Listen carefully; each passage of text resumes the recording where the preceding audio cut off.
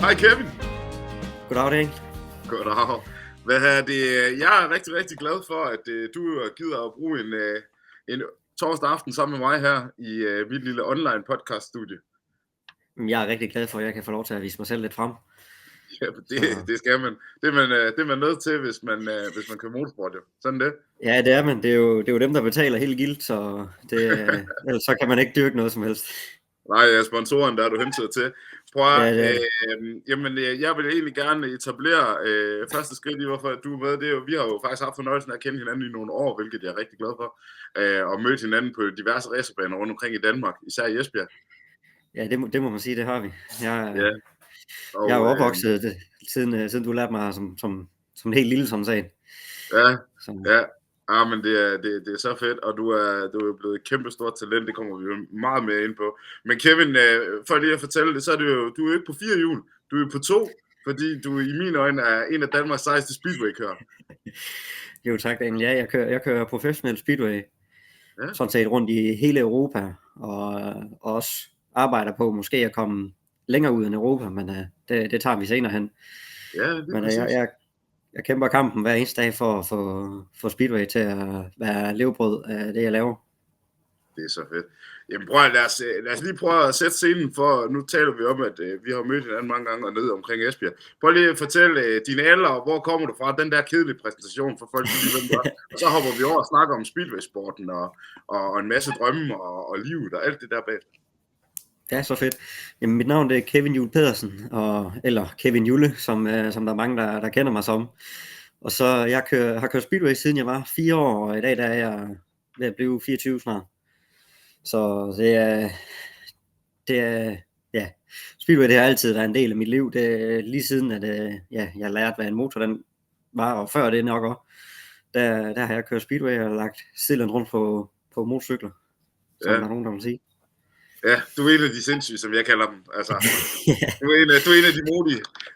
Ja, og køre på en motorcykel, der er 1-til-1 i vægt og heste uden bremse og kun en kobling, du slipper en enkelt gang, så det må man være lidt sindssyg for. Det er fedt, og jo mere crazy vi bliver, jo bedre er det. Kevin, det skal jo ikke være nogen tvivl om, nu siger du jo selv Julle, og jeg kender jo din far rigtig godt, Søren Juhl Pedersen, som har dystet i rallycross-sporten, og i dag kalder sig rallykører også, og det er jo super fedt. I startede jo, du er jo 3. generation af Juhl Pedersen-familien, som er inde i motorsport. Prøv lige at tage den helt fra toppen af. Du har jo også en bedstefar, der jeg har en farfar, han har kørt meget rally dengang han var yngre, end han er nu i hvert fald, og så det gjorde han sådan set hele hans ungdom, der gik han mellem at være smed og køre rally i weekenderne, rundt også i både Tyskland, Danmark og hvad jeg ved, så også lidt andre lande. Og så har motorsport bare altid været der, og så stoppede det lidt ud efter, at han begyndte at arbejde med, og han fik min far også, og min far han begyndte også at være en vild mand, hvis man kan kalde det. Han startede ud med at spille ishockey, indtil kroppen ikke kunne holde sig sammen mere, og så synes han lige, at jetski, det åbenbart var bedre for kroppen. Det smadrede han så kroppen lidt mere vildt på. Det var også crazy. Så fandt han ud af, at 4 hjul, det var nok noget bedre for ham, så han kunne sidde inde i sådan et bur i stedet for.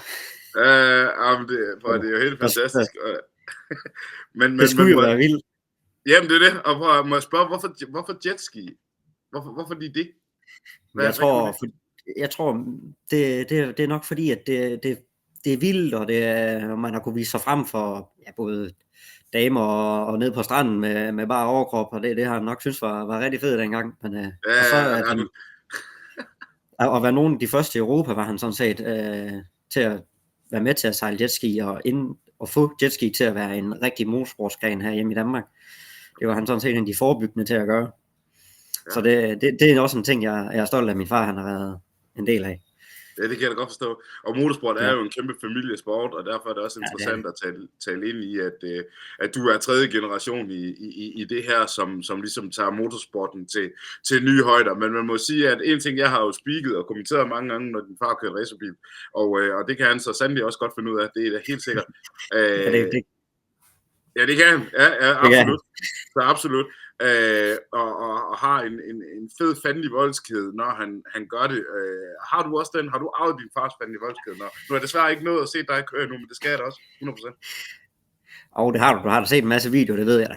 Men ja. Jeg har set videoer. Jeg kæmper indtil enten, at der er rød flag, eller der er ternet flag. Før der er vi ikke færdige med at køre racerløb. Det synes jeg i hvert fald ikke. Der kæmper man lige meget, om man ligger forrest, eller om man ligger sidst. Der skal man bare nogle placeringer op. Ja. Så det er det eneste. Det har du jo også formået. Men lad os prøve at tage lidt i, Kevin. Prøv lige at etablere. I Danmark, der ved man jo, så spiller man drengefodbold, og så kommer man op sådan noget, der hedder Division Danmark-serie, Jylland-serie, eller omvendt Jylland-serie, Danmark-serie, og så garanteret noget Superliga et eller andet sted. Prøv lige at sætte rækkeren fra, fordi vi kender jo kun de fleste kender jo kun Hans Nielsen, Ole Olsen og Erik Gunnarsen. Og så måske lige Niki, fordi han har været et par ugeaviser eller andet. Ja, Niki, han er der også. Han er en god rækker der. Han er der. Man starter sådan set sporten på noget, der hedder en 50 kubik PV, en Yamaha PV for det meste. Det var også både Suzuki, de lavede og nogen, men det var mest Yamaha PV, man kørte. Man kører som helt lille fra man er 4 år til man er cirka 10 år. Så efter det, så rykker man faktisk for det meste på noget, der hedder en 75 kubik, så med 6 gear og en crossermotor sådan set, bygget i et specialstel, der er bygget til at køre speedway. Det kører man som regel fra man er 10 til man er 14-15 stykker. Og så efter det, så vælger man så enten, om man vil køre noget, der hedder 250 kubik. Det er, hvis man føler, man har brug for lige at tage et enkelt step op, inden man kører op og kører på de samme cykler, som der sådan set bliver kørt VM i alle former. Så kører man på 500 kubik speedway-cykler efter det. 550 siger du? Ja, 500, når man kører op på det professionelle. Ja, okay, undskyld, 500 kubik, fedt. Ja. Okay, og det er sådan set som det, jeg kører på, ja. Det er det vildeste, man sådan set kommer på en speedway-cykel, fordi de kører både på metanol, og det er så top-tune inden for 500 kubik, det kan blive, at det bliver serviceret efter 25 heat. Der sender vi dem ud til motortuner, sådan at der kan komme enten en ny stempel i, eller i hvert fald en ny stempelring og renoveret bund, og det hele, det skal være efter, der blev kørt 25 heat, og et heat, det svarer cirka til 1 minut, så 25 minutter, så skal den ud til service og en motor. Så det er top-tune til, at det vil eksplodere, hver gang du sætter dig på den. Hold nu fest. Altså, det er jo mere end den gamle Yamaha Jok, der holdt hjemme i skuret, der hvor jeg kommer fra. De er helt pumpet, de her speedway-cykler her. Det er så pumpet, at det er faktisk utroligt, at vi er nødt til at pumpe dem så meget. Så. Men det er det der, man... Hvorfor? Altså, hvorfor pumper man så meget, i stedet for bare at holde plain 500? Det er fordi man er begrænset til at have de 500 kubik. Ja. Og man gerne vil have flere heste ud af dem, og man vil gerne vil have, at den måske trækker noget mere fra bunden. Og jeg har sådan set også bygget op på min motor med setup med knaster, og setup med, hvor tung krumtap er, fordi det har så stor indflydelse, når man kører speedway, hvordan at du får omsættet hjulspind om til greb. Fordi der er jo mange, der kigger på speedway og tænker, om de ligger bare sidelæns, de skal bare have noget spind på baghjul. Nej, det handler jo sådan set om også at komme først, jo. Ja, altså, du skal jo fordele bundtrækkurven. Altså nu siger jeg map den ind, som vi kender fra race. Du skal have en bundtrækkurve, som er så kraftig, som på et eller andet niveau overgår til, at det ikke bare bliver til wheelspin, men samtidig du kan holde noget drift og noget drive. Er det... Lige nøjagtigt, fordi ligesom hvis du kender fra race af med, at du fra start af, så til du ned til første sving, der skifter du måske imellem 4 gear. Ja. Vi har det samme gear fra, vi starter fra 0 km/t, til vi ligger med 120. Der kører vi med den samme gearing og samme det hele. Det er kun koblingen, vi slipper for. Trænger I nogen? Altså, så lad os lige prøve at tage det der frem, at kommer afsted. I holder ved stregen, og man kan høre kommentatoren, man hører sådan en type som mig. Jeg skal faktisk sige noget hemmeligt. Jeg har altid drømt om at speedway, fordi det er tæsk med fedt. Nå, man holder der ved starten der, og gul og rød hjelmfarve, de er der er 2 snore, ikke? De skal i luften. Jo. Lige nøjagtigt, så banker du speedway-cyklen op på 3.500 omdrejninger, fordi det er det, man kører med en begrænser, for at de ikke eksploderer hele tiden. Så har du begrænseren som en knap, Eller eller Nej, er den kun til 3.500? den er begrænset til 13.500, ja. Nå, undskyld, Til, 13.500. ja, lige nok det. Ja, jeg tænker også 3.500, det var meget lidt. Men 13.500. Nej, 13. Hold nu. 13.500 op ved start, og så lader du stå i begrænser indtil at du ser grøn lampe. Den starter, der tænder, der kører du den sådan set helt op, så du holder klar, inden der kommer så en grøn lampe. Ja. Fordi så inden for den grønne lampe, der går der mellem 1 til 3 sekunder til, at snoren den går op. Og så handler det om at have den hurtigste reaktionstid, Så det er faktisk ikke den grønne lampe. Altså, jeg forstår godt, hvad du siger, men det er ikke den grønne lampe. Når den kommer, så er det bare ready to race sign, ligesom i rally. Ja, lige nok det. Og 15 sekunder skal det i TCR, eller Special Saloon, eller hvad nu man kører derude. Ja, når de der banetøser kommer hen over banen. Ja, man må blive lidt forvirret af de der monsterpiger, der render rundt der en gang imellem. Eller drenge, for den sags skyld, hvis der er piger i sporten også. Men prøv at helt vildt. I holder, du har fundet grebet, altså du har en måde at holde på, og så slipper du, og så er det bare at mærke efter hele vejen, for ikke at gå baghjul og så videre, eller hvordan? Ja, der holder man den faktisk ved kobling, så man er lige ved koblingspunktet, lige inden man slipper. Og så lige da du slipper, så kører den måske lidt op i vejret, eller går den lidt op i vejret, så filer du lidt på koblingen, ligesom hvis du hvis du slipper gassen på en racer, når den laver hjulspænd, så filer vi på koblingen for stadigvæk at have momentet på krumtappen. Modtaget. Okay. Ja, det er en teknik, ja, fordi du kan vel ikke bare, altså nu bliver jeg nødt til at tage alle med ind, som måske ikke helt forstår speedway på samme niveau, som du gør, men jeg er faktisk også relativt ny i forståelsen af det, udover at jeg har set rigtig meget speedway igennem på skærmen, men I har den her lille kåbe, jeg kalder det en stenklap bagpå. Ja. Hvis nu du holder den der nede i forhold til, eller er det bare et stykke... Det eneste, den gør, det er at holde sten nede. Den holder det eneste, det er bare for, at strålen, som vi kalder den, altså stenklappen, den holder alle sten nede på jorden, for ellers så bliver du skudt så hårdt sten med alle det hjulspænd, vi laver. Ja, selvfølgelig. Du vil smadre briller og det hele på ham, der kører bagved. Ja, og det har vi jo, det kender jeg jo fra CrossCut Extreme, det her med at få skudt i spejl, og lige pludselig så var det væk. Og så, det skulle jeg heller ikke bruge. Rest in peace. Hvad er det? Men det jeg så vil spørge om, det er, så hvis du vrider klampen i kælderen og bliver alt for ivrig, så kan den faktisk smide dig bagover.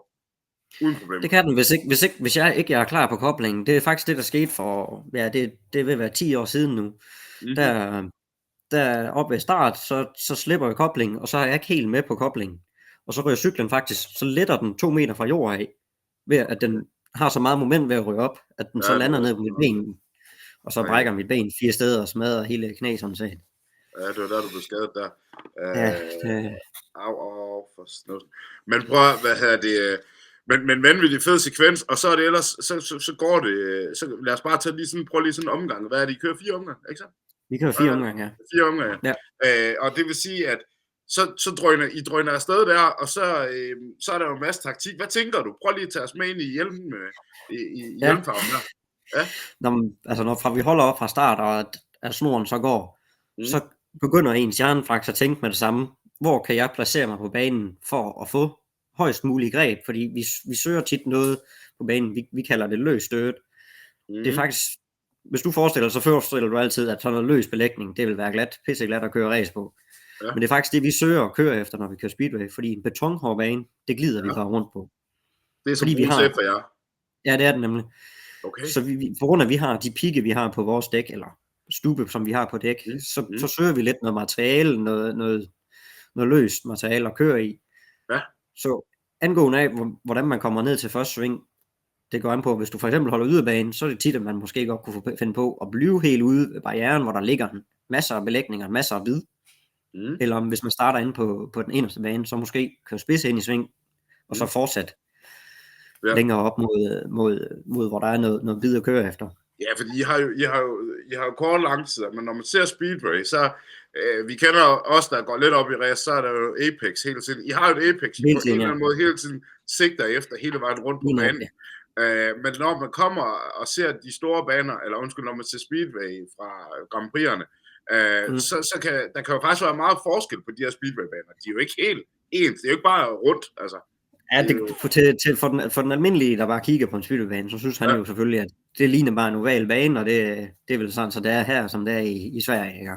Ja. Men det har så meget at sige, om den er måske æggeformet, så skal man tage den på en eller anden bestemt måde, eller hvis den er mega langsider, og måske smalle sving, så skal man nok køre lidt på en special måde. Det er hele tiden setup og ændring på det hele tiden, fordi jeg ændrer, for eksempel sådan som tænding og dyse, det er ikke det samme hele tiden, hvor man måske vil tænke, normalt hvis man kører racerløb, men der skal det jo bare yde. Her, der kunne vi godt finde på måske at drossle lidt. Det er derfor, vi i forvejen har fuldstændig top-tuned motor. Det får, at vi kan hive lidt ud igen, sådan den måske er stærkest nede i bunden, eller den måske skal være stærkest til at bare løbe ud af langsiderne. Ja. Det er der, vi hele tiden justerer.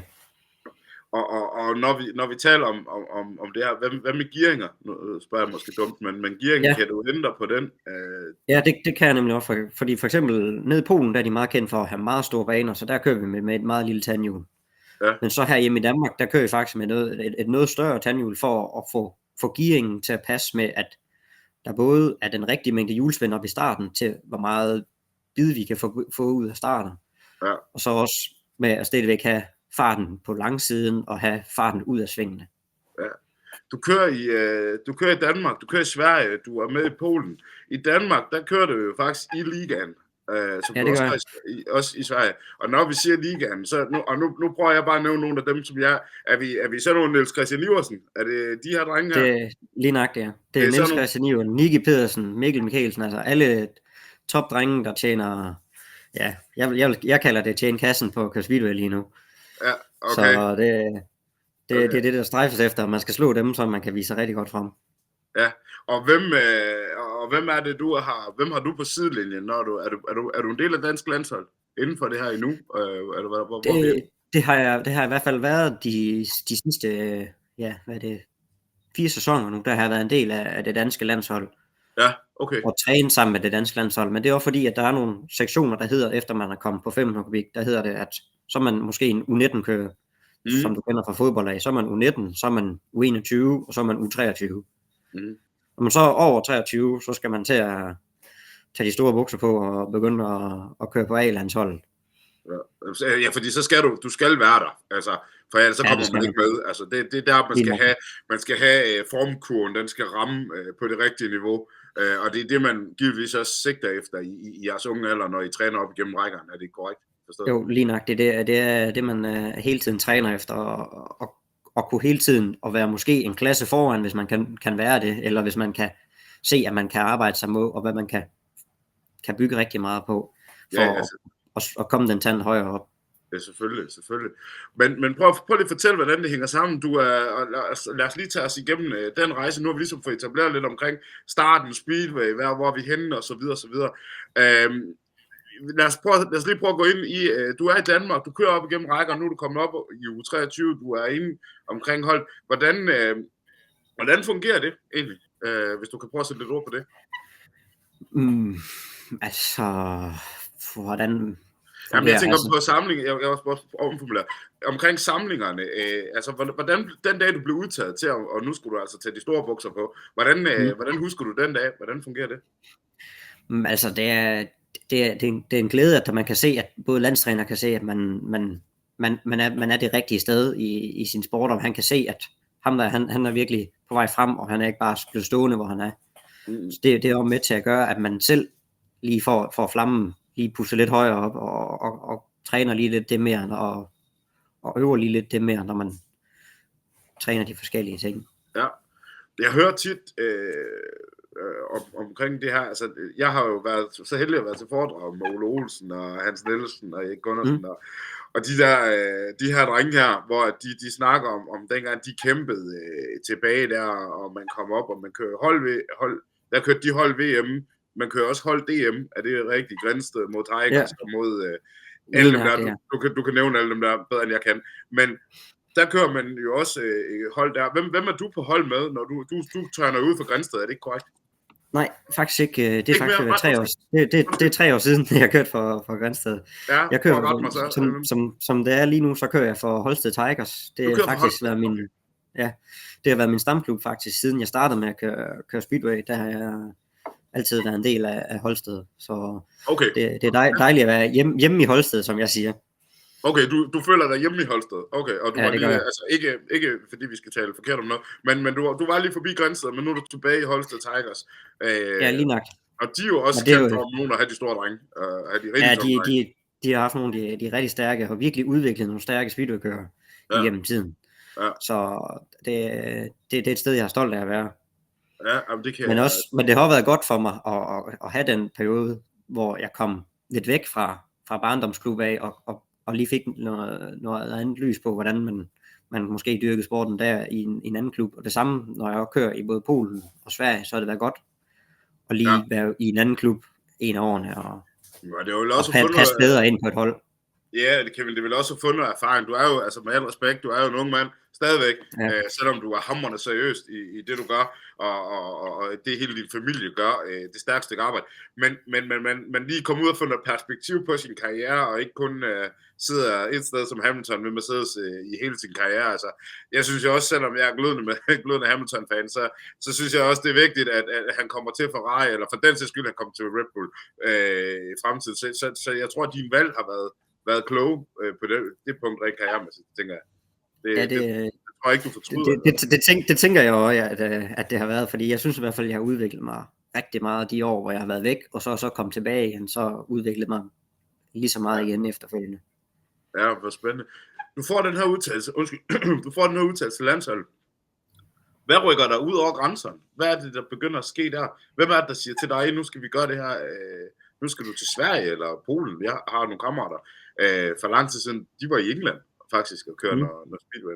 Prøv lige at fortælle, hvad sker der der i det? Altså, jeg begynder faktisk at køre allerede i Sverige. Det andet år, jeg kører 500. Der kører jeg så i en lidt lavere liga. Og det er så den måde, jeg har arbejdet mig op i Sverige også med at komme op i den højeste liga. Inden jeg allerede er på landsholdet, der kører jeg allerede både i Sverige og i Danmark. Fordi inden man kommer på landsholdet som dansker, så er man nødt til at faktisk at være rimelig højt step op. Så jeg kører så meget som muligt ved at både køre i 2 ligaer her hjemme i Danmark. Både ved at køre det, der hedder første division, og så køre liga på samme tid, og så køre Sverige. Det gjorde jeg de første par år, jeg kørte. Ja. Og det får man så fik så en masse erfaring og en masse læring ved at køre. Ja, det svarer allerede til at køre 3 gange i ugen, men som det er lige nu også her i år, der har jeg sådan, ved at have skrevet med de klubber, jeg har skrevet med i år, så er der cirka 4 løb om ugen til 5 løb hver uge, der skal køres hele sommerperioden. Så det er et stramt program. Om ugen? Ja, Jamen for helvede, undskyld mig. For søren, skal vi jo sige, for de tager det. Man kan da ikke køre 4 racerløb om ugen? Kalenderen ligger sådan set sådan, at man kører Sverige, den kører man hver tirsdag. Ja. Og så hver onsdag, der kører man Danmark. Ja. Og så har jeg førhen kørt også Sverige om torsdagen, der har man også kørt. Og så lørdag og søndag kører du Polen. Altså, der er altså en grund til, at jeg synes, at både jeg crosskører, der kører supercross, og speedway-kører, jeg er altså racersportens badass, drenge. Det er jeg altså. Der er altså noget sejt over jer, det er jeg sgu nødt til at sige. Men prøv, og så også bare det ord, der med, I kører liga, jeg ved ikke hvorfor. Det er bare en liga, altså det hedder liga, ikke en serie, som det hedder i banesport. Nå, den anden snak. Hvad hedder det? Jeg synes, det er mega cool, men så kan jeg jo virkelig også godt forstå, at der er en kæmpe økonomi omkring det at have en cykel med en lille havetraktormotor på, men det er jo meget mere end det. Altså, bare det med at få det hele til at gå op. Jeg har prøvet, hvor den ene dag, der kører man en søndag, der kører man i Letland i den polske liga, men fordi de kører med i den polske liga, så kører man i Letland noget, der hedder Daugavpils, og så allerede om tirsdagen, der skal man så være i Rospigerne i Sverige. Det er 2 baner, der ligger, det der svarer til... Jeg regnede på, det var 45 timers kørsel, eller sådan noget andet. 35 måske. Det var i hvert fald op omkring de 40 timers kørsel, hvis du skulle køre hele vejen. Hvor hvis det ikke passede med en færge eller noget som helst, så bare, og så det skal du nå inden fra en søndag klokken 6 af, til at du skal være i Sverige igen om tirsdagen. Og så skal du også lige nå at sove måske. Altså flyver i private jet, eller hvad er det for en sport? Har jeg været det er bare kassebil. Det er bare kassebil på landevejen, og så derudad. Kassebil, 2 chauffører, så kører vi. Altså, ja. Nej. det er jo helt vildt, det der. Altså, men lad os så prøve at tage forskellen, fordi det var jo ikke langt fra det, som jeg tror mange danskere kender til, og det er sindssygt sjovt, at jeg skal have min onkel blandt ind i næsten alle mine podcast, men jeg kommer jo så faktisk også af en Speedway-familie, fordi han startede i Speedway op i Sæby, og jeg har lavet rundt på Speedway-banen op på Ørndagsbanen, hvor jeg kommer fra, og dengang, der var I jo altså man var jo heldig. Altså, og nu siger vi Speedway i Polen, men Sverige, der er Speedway altså også kæmpestort, så vidt jeg husker. Ja. Og hvad hedder det, nogle af de der store navne, dengang jeg så rigtig meget Speedway, Greg Hancock, Tony, hvad hedder det, Lee Adams, Lee Adams og Tony Lee Adams, ja. Hvad kører nogle af dem overhovedet i dag, eller er de bare trænere? De er trænere og personlige trænere for mange af dem, der kører den store VM-serie, Grand Prix-serien. Der er de faktisk trænere og faktisk også ansat inden for FIM til at stå for at arrangere løb og hjælpe. Okay, og hvad er det FIM? Er det Federal International Motorsport, eller hvad hedder det? Hvad er det for noget? Ja, det er dem, der står for alt inden for både for tohjulsport. Der står de for alt international tohjulsport og også sådan noget som jetski men alt det der ligger inde under det, som også ligger inde under Danmarks motorunion herhjemme i Danmark. Ja, og for dem der sidder og tænker nu og så kigger sig grå op i loftet for at finde ud af, der er jo FIA, der hedder Federal International Automobile, som er Formel 1, og alle rækker dernede er helt ned til folkeræs faktisk, og så er der jo så DASU, som er det danske svar på motorunionen, hvor det er så Dansk Sportsunion, for de folk, som de sad og tænkte om hvad er så det? Men for at vende tilbage til de her gutter her, man tager til Polen, og det er også bare for at tage dig. Du kører i den danske liga, du er med på landsholdet, du er inde omkring de her ting her.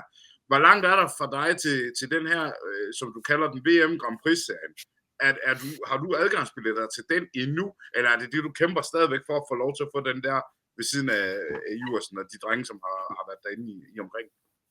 Der kører man sådan nogle kvalifikationer i starten af året for at kvalificere sig, hvor jeg sidste år missede en placering for at kunne kvalificere mig til de internationale kvalifikationer. Der var jeg nummer 6 ud af, det var sådan set også hele DM-feltet, der stillede op til at kvalificere sig til at kunne være med i VM og EM-serierne. Så det er igen, det er noget af de ting, man prøver at stille op i for hele tiden at kæmpe sig placering tættere på de mål, man søger. Jeg synes, jeg tit har hørt i Speedway, det ord wildcard. Jeg synes, det bliver tit brugt, men det er måske ikke omkring at få lov at kvalificere sig. Det er nogen, som selve FIM, de måske ser, at de har måske været skadet, og de har stadigvæk været nogle af de toppræsterende kører i hele verden. Så kan de godt få et wildcard til VM-serien, men det er kun få, der får lov til det, at få et wildcard. Det vil sige, at hvis man hedder Nicky Pedersen for den sags skyld, eller Greg Hancock dengang, Lee Adams, har man så været ude i en halv sæson, fordi man lige skulle opereres i foden eller et eller andet, så når serien skulle køre, så sættes billetter, så havde man sådan en som dem med. Lige nok, ja. Okay. Hvor er vi henne på drømmen på stigen indtil videre? Hvor langt er vi der? Altså, vi er et godt stykke op, fordi her for 2 år siden, der var jeg med i den ungdomsafdeling af VM-serien, hvor vi kører 3 afdelinger i VM, hvor jeg blev sammenlagt 6. plads, hvilket der er en af mine største præstationer nogensinde. Så, og en anden plads over i det britiske Grand Prix over i Cardiff. Nej, det har jeg hørt om. Det er noget af det største, jeg har oplevet, og så efterfølgende, så har jeg kun udviklet mig mere og kommet tættere på at kunne køre det, jeg ser som det næste største løb, jeg kan køre efterfølgende. Det er EM-serien, man kører, hvor det er største delen af dem, der er med i EM-serien, de kører sådan set også Grand Prix. Det eneste, der ikke rigtig er med i den serie, det er sådan nogle som australierne. Okay, fordi de kører Comfort sikkert, eller? Nej, mest fordi, at de er jo ikke en del af EM, af Europa. Okay, undskyld, ja, selvfølgelig. Selvfølgelig. Det kan de jo ikke få lov til. Nej.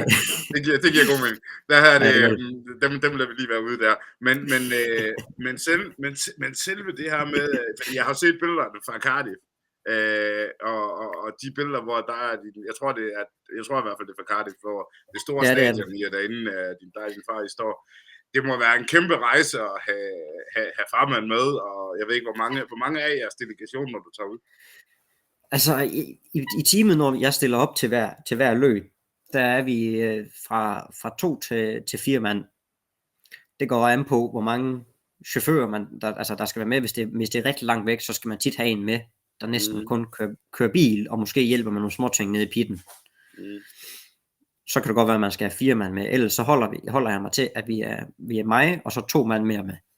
Så passer det med, at der kan være 2 mand nede rundt om cyklen, hvis der er flere folk rundt om en cykel imellem hver heat, fordi der har vi jo heller ikke mere end 10 minutter til, at der skal både skiftes bagdæk, og der skal gøres kobling klar, og der skal renses kæder og renses, alting skal gøres 100% klar til, at det bare spiller 100% igen ud til at køre næste heat.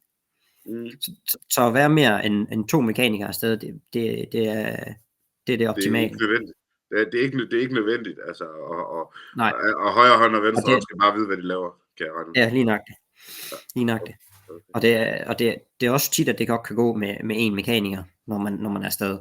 Fordi det er ting, som en mand, der er rigtig rutineret i tingene, han godt kan holde styr på. Det er mere med at komme fra, som jeg siger, fra Sverige, fra Nordsverige af, og så komme til Korskronen imellem tirsdag og onsdag. Det er den del, der er hårdest for sådan en enkelt mekaniker. Ja, det kan jeg godt forstå, fordi en ting er, at han skal være knivskarp, når I ruller ud på stadions rundt omkring i Europa, har jeg lyst til at sige, og så samtidig skal lige køre en bil også. Det er hårdt kost at byde ham. Så man skal være god ved de der mekanikere der. Det er helt sikkert. Jeg vil egentlig gerne lige prøve at rette fokus på din baggrund derovre. Du har sådan nogle veste, der hænger der. Kan du ikke prøve at forklare lidt om det udstyr, som man egentlig har på, når man kører speedway kontra køredragt, handsker og så videre i racersporten? Jamen, så starter jeg bare fra bunden af. Jeg har specielt lavet støvler, der er lavet til speedway, hvor den venstre fod, den er faktisk glat under, fordi så kan vi tage sådan en jernsko henover, som vi kan snitte mod jorden, når vi ligger rundt i sving, for ikke at slide hul på støvlen. Også fordi så glider jernsko, den glider lidt nemmere hen over jord. Og så efter de specialstøvler, som er meget rigtig stive nede omkring anklen og alt, fordi når man styrer, så flyver du jo. Ja. Vi så her sidste for 2 år siden, hvor i Letland, hvor Anders Thomsen han sådan set rører hen over barrieren og hen over luftpude, og ender ud på den modsatte side af barrieren, som man flyver rundt, når man rører af en speedwaycykel. Skrækkeligt. Og jeg kunne se bare, da du skulle fortælle det, der lukker du øjnene, altså du har prøvet det er ikke fedt. Nej. Man tænker, lad os nu bare se, hvor slemt det ikke bliver. For føj, ja. Og du kommer til anklen, det sted. Ja, og så efter man går fra støvlen af, så har jeg alt undertøj jeg har, der har jeg svedundertøj indunder, altså skiundertøj, kan man også kalde det. Noget man kan svede i, fordi at man jo bare sveder, når man er dyrker motorsport og kommer op med høj puls. Så har vi nogle kæmpe knæbeskytter, som beskytter rundt om hele knæet, og også beskytter for vrid, når man eksempelvis flyver rundt i luften, så at man ikke vrider hele knæ fra hinanden. Ja. Og så når man og højere op, der har jeg så sådan en bukse, jeg tager op over knæbeskytterne, som beskytter både haleben og hofte og ja, de forskellige ting, der skal beskyttes rundt om ben. Og så har jeg en af de speedway-kører, der også tager skridtbeskytter på, fordi jeg synes at det gør nas, hvis man slår dem. Det er sgu da fair. Det er da fair. Og så efter det, så har vi en brynje på, og så kommer vi op til en nakkekrave, og så specialhjelm, der kan tage, at man slår hovedet rigtig hårdt ind i jorden. Men lad mig lige spørge til det. Når I kører ud til de forskellige heat, det her, og det kan godt være, at folk ved det her, men der er også nogen, der måske ikke ved det. Nu hænger der en vest bag dig, kan jeg lige se på dit højre skulder der. Ja. Sådan, er det en farve, som du bestemmer, eller er det noget, man melder ind og siger, jeg kører gul, grøn, rød her den her weekend, eller hvordan hænger det sammen? Nej, selve vesten der faktisk, det er en, der følger med til de forskellige løb. Ja. Eller serie som du vil kalde det. Ja. Det der, serie, det kan vi også det der ændrer sig mest, det er faktisk selve dragten, jeg er på. Nu kan jeg se, kommer lige ind her. Jeg har jeg nemlig min landsholdsdragt. Ej, jo fedt. Den er jo i fuldstændig landsholdsfarve og er specielt lavet til med sponsorer fra landsholdet af, og i de farver, som vi kører i med landsholdet, hvor jeg så har både en personlig dragt, og også hver klub har jeg så også en dragt, fordi at de kører med nogle specifikke farver i den klub. For eksempel oppe i Nordkøbing, der kører jeg i en blå og rød dragt, og i Holsted kører jeg i en gul og rød og sort dragt. Ja, og vi smider lige der kommer nogle billeder ind i klippet her, ja, så folk der ser med, det er super fedt, men det er også bare lige for at vende den, ikke også, og forstå, hvordan ser det ud, men det er simpelthen alt efter, hvad du kører, hvilken liga du kører, hvilken serie du kører, så får man udleveret noget. Det er lidt ligesom, vi har streamer i forruden. Og så står der igen, så står der folkeræs et eller andet, eller så står der rallycross, legend car, eller hvad nu der må stå, ikke? Eller højere serie TCR, eller hvad nu folk kører. Mega fedt at lige høre om det der. Lad os prøve, det folk de nok sidder og tænker over, det er en ting er, at man fragter os fra Nordsverige til Korskronen, og så skal man fra Korskronen en tur til Cardiff. Det her, det koster kasse. Altså, det gør det. En ting er, prøv isoleret set, en speedway-cykel, 500 kubik, jeg starter i morgen, jeg har lyst til at køre, jeg har måske også et dødsønske i den sammenhæng, så hvad koster kværnen bare? Prøv lige, lad os lige isolere nogle priser. Selve motor i sig selv, den koster 60.000 at købe. Okay. Som den står, når jeg kører race med den. 60.000? Den kostede, ja. Jeg har faktisk troet, 60.000. Der må jeg indrømme, der troede jeg, du var ved. Men du kan også første gang, du starter den op, så kan den smide stempel ud af højre side, fordi at der er så høj kompression. Og det hele, så ødelagde du min speedway-drøm igen. Ja, det er jo det. Det er der den hele tiden. Yes. Men det er selve motoren. Ja. Og den, som sagt, så servicerer vi den for efter hver 25 minutter. Den har kørt jo. Ja. Nu begynder jeg at forstå, det er dyrt. Ja, og et service, den koster også lige op omkring de 10.000 nemlig. Så det hurtigt, det bare begynder at koste rigtig mange penge, når man kører. Og det er jo ikke engang det dyreste. Nej, og det prøver lige at holde et sekund på den. Men vi er jo enige om, du har jo ikke kun én motor. Nej, jeg har 4 forskellige motorer, fordi at motorer, de også kan være bygget til de forskellige baner i speedway-sporten. Så nu er vi oppe at snakke en meget stor Aigo. Ja, jeg tager faktisk på det, men hold da op, det er jo vanvittigt, mand. Så ja, du har jo, for at sige, vi 60.000, det ganger vi lige hurtigt med 4, ikke også? Og så dem, der er hurtigt i hovedregning, så får de lov at regne den ud. Og så oven i hatten, så er der service på alle sammen. Og nogle, de bliver også testet og kørt med. Og kompressionen, den er så høj i høvlen, ikke? At den kan simpelthen bare, det vi siger, kaste op med det samme. Og så starter vi bare forfra. Så starter vi bare forfra. Hvad er det dyreste så i den her sammenhæng? Det var det, du var ved at sige. Og så er det jo ikke engang det dyreste, siger du. Nej, det dyreste, det er inden for speedway-sporten, det er næsten transportområdet. Ja, okay. Altså, vi bruger lige omkring 200 til 300.000 om året bare på brug brændstof. Slid på kassebil, fordi den kører så mange kilometer. Jeg har kørt cirka hver sæson kører jeg 80.000 kilometer bare i kassebil. Og vi kører kun om sommeren. Så det er jo ufatteligt hårdt også bare ved kassebil og ved dæk. Også bare dæk til kassebil, men dæk til speedwayer. Til hver løb bruger vi minimum 2,5 dæk. Fordi vi skifter et dæk, der kan bruges 2 gange. Du kører 1 gang på den ene side og 1 gang på den anden side.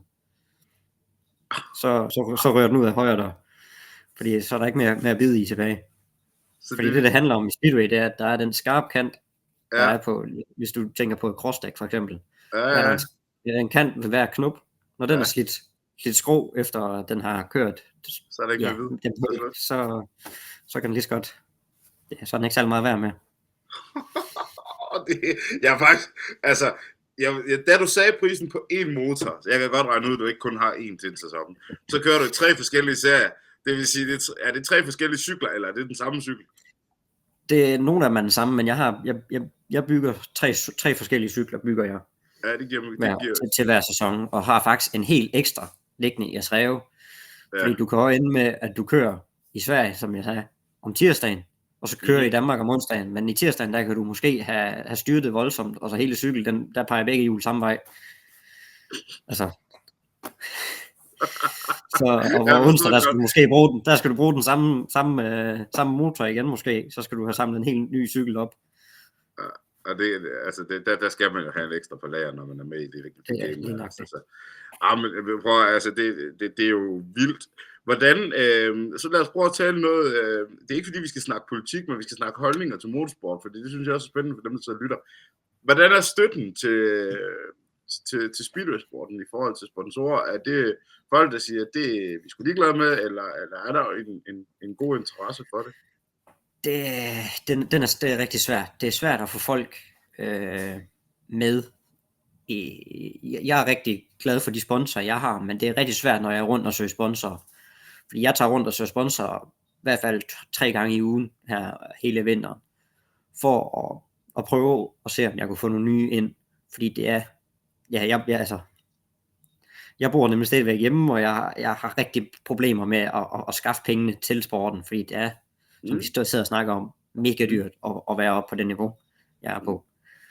Så at finde de sponsorer til at få det hele til at køre lidt nemmere hele sommeren, det er ufattelig svært, fordi krise lige nu med, at alle danske firmaer, der er flere og flere, der går konkurs, alle de passer mere og mere på deres penge, det gør det bare endnu sværere at finde nogen, der vil støtte en fed sport. Jo, ja, fordi det er det, og igen, altså, jeg kan jo godt lide at tage alle jer med, som knokler en vist levenstil ud af bukserne for at komme ud og dyrke sport. Det er jo ikke fordi, du kører ud på 8. kartoffelrække, hvor folk ikke har. Du kører på center i Cardiff, hvor hvis du spørger Hans Nielsen, som jeg ved, du kender, og alle de der, det er nogle af deres højdepunkter, og det kan jo godt være, det er højdepunkterne for deres liv, men det er jo, du bærer jo Dannebrog stolt på maven og på ryggen, i en sport, som vi har jublet af i mange, mange år, så det er jo med at få så mange folk ud af busken, og støtte de her folk, som rent faktisk, som dig blandt andet, også dem, der er på vej frem, men dem, der har talent. Så det er et kæmpe appel herfra, og derfor vil jeg da også gøre alt, hvad jeg kan for at passionere det her ud, så nogen de finder ud af, at Kevin Juhl Pedersen, ham skal vi altså se i ligaen, i World Ligaen. Grand Prix ligaen, undskyld. Ja, Grand Prix, ja. Grand Prix-serien, så hurtigt som muligt. Det er helt sikkert. Jeg skal bare lige, du sagde noget omkring det her med, når du går ud og du jagter de her sponsorer til at køre, og du stadigvæk offrer det at bo hjemme. Hvor langt vil du gå for at nå de her mål her? Jamen, altså jeg er gået så langt, at jeg stoppede min uddannelse med det samme, at jeg kunne se, nu har jeg ikke tid til at tage undervisning mere under uddannelse. Stoppede uddannelse, begyndte at køre både Sverige og Danmark, og også nogle individuelle løb i Polen, for at vise mig selv frem til at kunne køre professionelt. Og bare prøve alt, hvad jeg kan for at få det til at hænge sammen med at have cykler up to date, fordi det er sådan set det, der er dyrest hele tiden, det er at være sikker på, at grej det bare spiller 100%. Altså, ja, det duer ikke, at jeg kommer en onsdag til en liga, og så at grej ikke spiller, hvis jeg gerne vil ud at vinde. Det skal bare spille. Jeg kan ikke lade være med at tænke, nu når vi taler speedway, så er det jo selvfølgelig en type form. Jeg har skrevet hernede på min blog, jeg har skrevet team spørgsmålstegn. Du kører Holsted Tigers, det er man selvfølgelig en del af. Det er jo lidt ligesom, hvis jeg melder mig ind i Give Autosport, eller for eksempel CB Autosport, eller MNJ, eller hvad de hedder i motorsport, rundt omkring landet, hvor folk de ligesom kører ud fra en klub. Summa summarum er der ikke noget i speedway-sporten, hvor man tænker, du bruger, jeg kan jo hurtigt regne ud, du er langt over 500.000 på det, du bruger, på at køre. Ja, et godt stykke over, ja. Ja, jo, altså det var bare for det at tage et lavt spar. Ja. Du er langt over 500.000 for at køre racerløb, eller køre speedway. Er der ikke teams, der er bygget op, hvor man siger, bare her er alle de cykler, du overhovedet kan bruge. Du skal finde, nu ved jeg også godt, det er mange penge, men du må ikke misforstå det, jeg siger. Du skal komme med 800.000, og så skal du ikke tænke på det her, og så må du køre til nærmest lufthavn hver gang, og så flyve. Du er ikke så langt fra Billund, der hvor du er. Altså, er der ikke det? Nej, faktisk ikke. Det er en meget individuel med dit eget team i speedway-sporten. Det er, man sørger lidt for sig selv, og er nødt til at finde en løsning selv i det team, man selv har opbygget. Der er ikke sådan noget, altså sådan noget som for eksempel, man kan forestille sig, at sådan nogle som Red Bull eller Monster, de måske gjorde, men de gør bare det, at de har nogle kører, de sponsorerer, og så får de bare, penge, altså, så får de det, de skal bruge til. Ja, okay. Så der er ikke decideret et sted, hvor du, altså, jeg ved, du har for eksempel lejet dig ind til at køre noget asfaltsport her, ved jeg. Ja, korrekt, fuldstændig. Lige præcis, og det kan man ikke rigtig i speedway, fordi at også selve cyklen, den er så personaliseret, at bare det, at jeg kan dreje styr lidt, og jeg kan, mine stil, de er også specifikke lave, og motor, den er også forskellig fra person til person, hvordan man kører selve speedway-cyklen, så der er så mange ting, der gør, at man ikke bare kan sige, her jeg er millionær, kør på de her cykler, jeg har købt herude i Varde. Okay. Det kan man ikke lige. Du kan ikke bare lave en række, hvor man siger, men så vil det så komme tilbage til, så skal man jo så udvikle nogle cykler, som så er til Kevin, og nogle til Kjeld, Kurt og Karsten, ikke? Men selve den der teamdel der, hvor man ligesom siger, her er der nogle investorer, der ligesom bygger nogle startteams op, for at få det frem. Det er jo så sender Motorsport Online, der var fordi en appel ud i verden til nogle af de der rige mennesker, som er rigtig dygtige, og kan lige få en fadøl med hornet i bund på en speedway-bane, fordi vi skal da bygge et team op omkring. Og så kan der jo så være nogen, der hedder, nu siger jeg Red Bull, Mercedes, eller hvad de hedder derinde, forstå mig ret, som kan støtte sporten jo, for det er mange ting, vi står med selv, synes jeg. Det er jo så faktisk det hele, vi står med selv. Vi står for planlægning af at komme rundt, vi står for planlægning i, hvornår skal de forskellige motor til service, hvornår skal kassebil til service, og planlægning af hoteller og alting. Det er mange ting, som du siger, at jeg er en ung mand, som man selv skal stå for, hvor man bare gerne vil ud og køre noget motorsport. Det er jo ikke fordi, og nu må du ikke misforstå det, jeg siger nu, og du ved også godt, at jeg måske et eller andet sted forstår lidt omkring motorsport. Det er jo ikke fordi, jeg synes, det er synd for dig. Fordi det er det jo ikke, når man vælger at køre i ring og bruge over 500.000. Det kan man jo gøre ved at købe et hus og få sig en hund, eller et eller andet, hvis det er det, man har lyst til. Prøv at, men det jeg vil sige med det er, jeg synes, der hvor jeg synes, det er synd for dig, det er faktisk fordi, at du er en af dem, som jeg kan huske, min mormor og min mor, jeg har stadig heldigvis, og far elskede at se køre, når de kørte mod de her gamle navne, jeg kan nævne. Så du er jo en, der har, som jeg siger igen, du har Dannebrog på ryggen, du er inde, hvor det er varmt. Det er jo nu, du skal have den støtte, som kan få dig til at blive verdensmester, eller komme derop i hvert fald. Og nu sagde jeg selv ordet, men hvad er drømmen? Er det, nu bliver det måske et ledende spørgsmål. Hvad er drømmen? Altså drømmen, det er at køre Grand Prix, og så op så også op og køre i det, der hedder Ekstraligaen nede i Polen. Det skal du lige fortælle. Ja, Ekstraligaen nede i Polen, det er den største liga, der findes i hele verden i speedway og køre indenfor. Det er, hvor de største speedway-kører, alle verdensmestre, der stadigvæk kører, de kører med i. Og de bare ved at køre speedway, der tjener de også penge ved at køre. Jamen, altså, det er drømmen at komme op og køre. Men Ekstraligaen, var det ikke også den, Nicky Pedersen han var en del af? Jo, han har været en del af den i rigtig mange år nu. Og han var lige her sidste år, var han godt nok nede og køre noget første liga, fordi at han ville tage det lidt mere roligt, men så i år, da han nok ikke synes, det var vildt nok, så han har taget op i Ekstraliga igen, der har han fået en kontrakt over. Hvem ser du op til?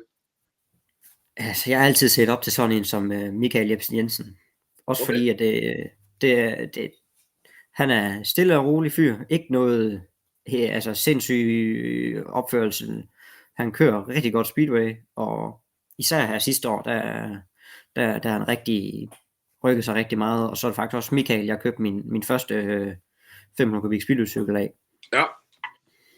Okay. Så det er en af de folk, jeg har igennem hele tiden kigget rigtig meget op til. Men som det er lige nu, så den eneste, jeg kigger rigtig op til, det er, at jeg klarer det rigtig godt mig selv. Fordi jeg skal slå dem, der man har kigget op til, dengang jeg var yngre. Og det kan jeg godt lide, du siger det der. Og det er der nogen, som ikke endnu. Vi skal nok få danskerne til at forstå, hvad dansk motorsport er, fordi det er derfor, vi laver de her podcasts her, fordi jeg personligt er blevet rigtig, rigtig irriteret over, at man kan have folk, der kører i ind- og udland, men der er ikke nogen, der aner, hvem de her mennesker de er, og gør det sindssygt godt med Dannebrog på ryggen. Så jeg synes, det er helt vildt sejt, det du siger, at du skal kigge op til dig selv, og du skal videre. Jeg håber jeg håber virkelig, du kommer mega langt, fordi jeg synes, du er skide sej. En ting er, jeg kender dig personligt, men jeg synes også, at som sportsudøver, der har du virkelig gjort noget exceptionelt, og I har kæmpet for det. I har virkelig kæmpet for det, det ved jeg. At jeg kæmper hver eneste dag. Jeg ved godt, du siger jeg har kæmpet, men det er derfor, jeg kæmper stadigvæk. Jeg kæmper for at samle alle penge, jeg kan samle sammen til og eventuelt at kunne ansætte en mekaniker. For som det er lige nu, der er det sådan, at jeg er nødt til bare at lege en mekaniker. Altså det er min bedste kammerat, han er tit med. Så er det min far, han er med, når han kan.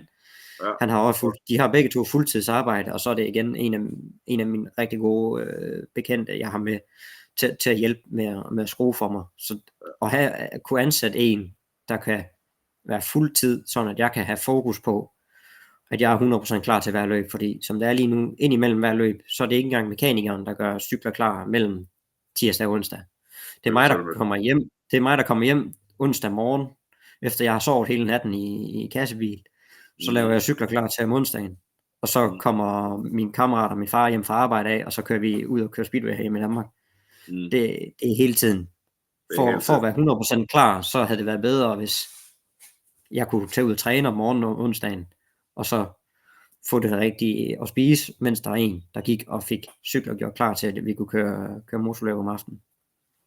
Jamen bror, jeg synes, det er en fed historie, og hvis det kan lade sig gøre i hvert fald, så vil jeg rigtig gerne. Så vil jeg gerne nu se, hvad det er, du gør, fordi jeg skal være ærlig at sige, jeg har stået på en bane i Esbjerg, nede på jeres fede anlæg, nede i Korskroen, og dernede, der har jeg, hver eneste gang, jeg har speaket der, så starter speedwayen, og jeg har aldrig tid til at gå op over hegnet. Jeg skal faktisk være så ærlig at sige, at jeg har aldrig set en speedway-cykel køre på banen. Nå, men du skal ud og prøve en i stedet for. Ja, mine børn vil gerne se mig blive 40. Prøv at høre, det er der lang tid til heldigvis endnu, men og du ved godt, lige snart hjelmen den er smidt på, ikke? Også så skal man prøve det. Jeg ved sgu ikke, om jeg tør, men kan man stadigvæk? Ja, her i år nok ikke, men i starten af næste år, der kunne du nok godt komme og prøve at køre en. Okay. Det tager en drejning, det her, kan jeg mærke. Nu går det fandme galt, det her. Okay, og du siger, jeg kan få lov at prøve det? Ja, det kan jeg godt arrangere. Fuck det skal vi. Prøv at, jeg tager nogle gutter med, som lytter til podcasten. Vi udløjer sgu nogen, der skal med ned. Så tager vi en tur dernede med kamera og hornmusik bagefter. Jeg vil prøve det. Det kommer ikke til at gå stærkt, men det skal vi prøve. Prøv at Kevin Juhl Pedersen, Jule, du er for vild. Og alt kæmpe cadeau til det, du gør. Jeg kommer ud og ser dig køre næste år, og nu giver vi lige håndtryk gennem skærmen på. Vi skal ud og prøve sådan en der. Ja, det går langsomt af hovedet til, men jeg vil prøve at se, hvad det er. Men tusind tak for din tid her til aften.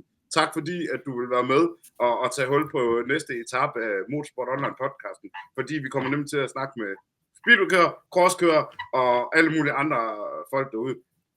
Kæmpe cadeau til dig, Kevin. Det er mig, der takker for at kunne vise mig selv lidt frem.